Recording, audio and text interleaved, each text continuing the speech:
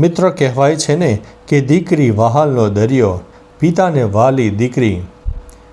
પિતા ગમે તેટલા કઠણ કાળજાના હોય ને મિત્રો, તો પણ દીકરીની વિદાય વખતે તો એમની આંખમાંથી આંસુ આવી જ જાય છે. મિત્રો, આવી જ એક સ્ટોરી તમારી સમક્ષ રજૂ કરીએ છીએ. પિતા કે જેમનું નામ હતું મિલન. આજે મિલનની દીકરી આયશાના લગ્નનો દિવસ હતો. આયશા મિલનની એકમાત્ર દીકરી હતી. ઘરનું આંગણું શરણાઈના સૂરોથી ગુંજી રહ્યું હતું. મહેમાનોની ચહલ પહલ પણ હતી અને વાતાવરણમાં એક અનેરો ઉલ્લાસ પણ છવાઈ ગયો. પરંતુ મિલનના હૃદયના એક ખૂણામાં એક અજાણ્યો ખાલીપો પણ ઘર કરી ગયો હતો. મિલન વ્યવસાયે સરકારી ઓફિસર હતા, હંમેશા ગંભીર અને વ્યવસ્થિત રહેનારા. તેમની લાગણીઓ ભાગ્યે જ બહાર આવતી, પણ આયશા તેમના માટે જીવ હતી. દીકરી મોટી થઈ ગઈ, ભણી ગણી અને આજે તે પોતાના જીવનસાથી સાથે નવું જીવન શરૂ કરવા માટે જઈ રહી હતી. મિલનને લાગતું હતું કે જાણે તેમના જીવનનું એક પાનું ફાટીને અલગ થઈ રહ્યું છે. મિત્રો, લગ્નનો સમય ચાલી રહ્યો હતો. સાંજે જાન આવી ચડી, સ્વાગત કરવામાં આવ્યું અને પછી આવ્યો હસ્તમેળાપનો સમય.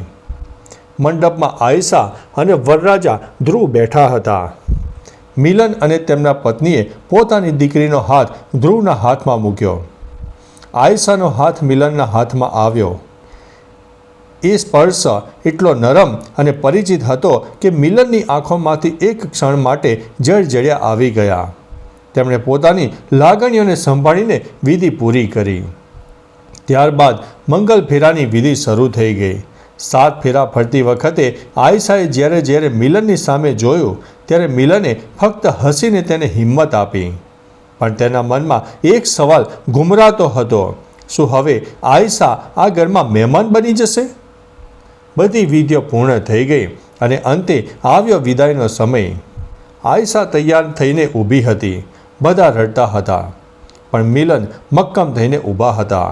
તેમણે નક્કી કર્યું હતું કે તેઓ રડશે નહીં, જેથી આયશા નબળી ન પડે. આયશા સૌને પગે લાગવાનું શરૂ કર્યું. માતા, દાદા દાદી, મામા મામી સૌને મળીને આયશાનું હૈયું ભરાઈ ગયું. અંતે પિતા મિલન પાસે આવી. આયશાએ જ્યારે નમીને તેના પગને સ્પર્શ કર્યો, ત્યારે મિલનથી વધુ ન રહેવાયું.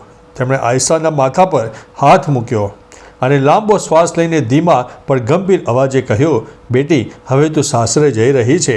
તારું ઘર બદલાયું છે, પણ તારા સંસ્કાર ન બદલાય. ત્યાં જઈને ધ્રુવના પરિવારને પણ એટલો જ પ્રેમ આપજે જેટલો અમને આપ્યો છે. આયશાએ માથું હલાવ્યું અને હા પાડી.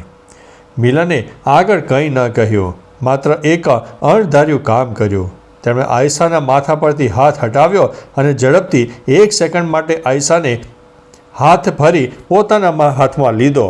તે સ્પર્શ અને લાગણી કંઈક અલગ હતી. માત્ર 1 જ સેકન્ડનો સ્પર્શ, જાણે વીતી ગયેલા વર્ષો, આયશાના બાળપણથી લઈને યુવાની સુધીની તમામ યાદોનો એક છેલ્લો સંગ્રહ. તે સ્પર્શમાં પિતાનો સ્નેહ, રક્ષણની ભાવના અને વિદાયનો વસવસો હતો. આયશાએ પણ એ સ્પર્શમાં કંઈક અસામાન્ય લાગ્યું. તેણે આંખો ઉઠાવીને મિલન સામે જોયું. મિલનના ચહેરા પર મક્કમતા હતી, પણ આંખોની કિનારી પર એક નાનું ટીપું દેખાઈ ગયું, જે તેમણે તરત જ ખંખેરી નાખ્યું હતું. તે પછી મિલન એક પણ શબ્દ બોલ્યા વગર જાનની ગાડી તરફ આગળ વધ્યા. આયશા સમજી ગઈ કે તેના મક્કમ પિતાએ બોલ્યા વગર પોતાના તમામ ભાવ 1 સેકન્ડમાં સ્પર્શમાં વ્યક્ત કરી દીધા હતા. જેમ જાન નીકળી, મિલન દરવાજા પાસે ઊભા રહ્યા.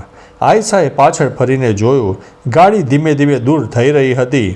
મિલનનું ભારે હૃદય હતું, પણ મનમાં સંતોષ હતો કે તેમણે પોતાની દીકરીને સુખી જીવન માટે તૈયાર કરી છે. એક પિતાની લાગણીઓએ છેલ્લો સ્પર્શ એ આયશાના લગ્ન પ્રસંગની સૌથી તરુણ અને યાદગાર ઘટના બનીને રહી ગયો.